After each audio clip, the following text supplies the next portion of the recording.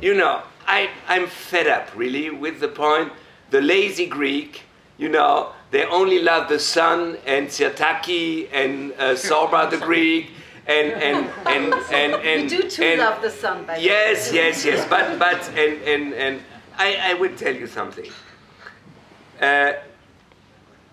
This country deserved, after the fascism, where there was also a Greek responsibility of the people, you know, they deserved to come in the common market and now in the European to have another future.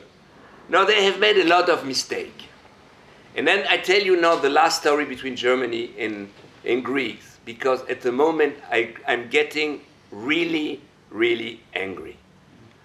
1942, the German occupied Greece, they stolen 486 million from the Greek central bank, brought it to Germany.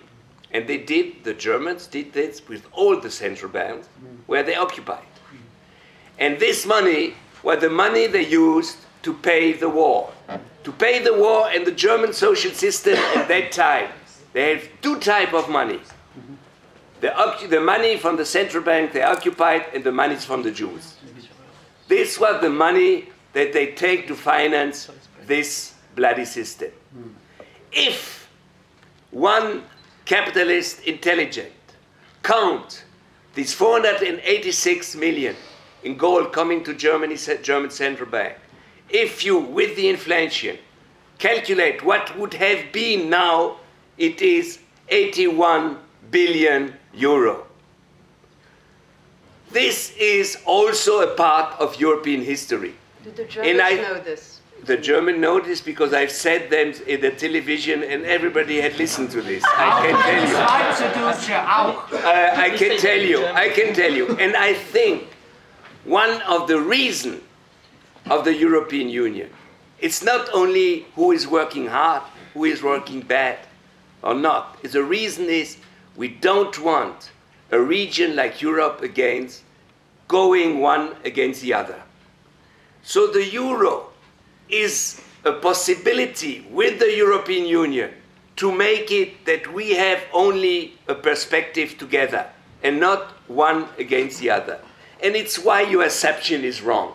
And it's why your assumption, it's possible that a lot of Germans want to be the strongest in Europe. But I don't want a Germany who is the strongest in Europe, and I don't want that another one is the weaker. I want a Europe where everybody is proud to be part of the club. And we made a lot of mistakes. But your proposition to go back to this nation state that one has to feel he's weaker than the others is not... That's not my proposition. But at the end, this is European history, what the nation states does. They are not kind and nice and smooth. You know, nation states have their own logic to be stronger.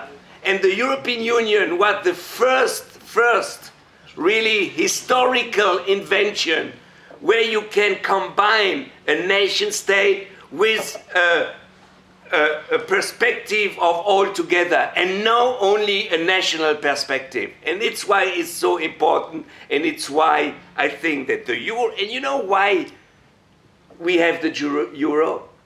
You know why? Tell me. It was not an economic reason. Why not? It was a reason. When there was German reunification, there were some people, like Mitterrand, also Thatcher, who had a big problem with a bigger Germany in Europe. And the base of the European construction was that no country should be hegemonic in the region. This was the base of the construction, a big or small, all together. It's gone wrong.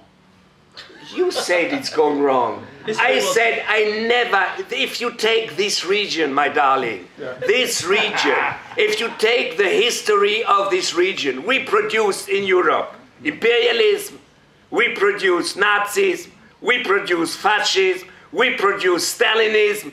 Thank you very much. Now we produce the European Union. It's the first thing that we produce what is not aggressive inside. and why we have to defend it. And Mitterrand said to Kohl, I agree and we will accept in the 4-2 negotiation the reunification for Europe, for Germany, only if there's a deepening of the Europe. And the deepening of Europe was the euro. And the euro was made with a lot of mistake economically, a lot of mistake done because I said it, automatically we don't have the governance, etc., but we are learning by doing.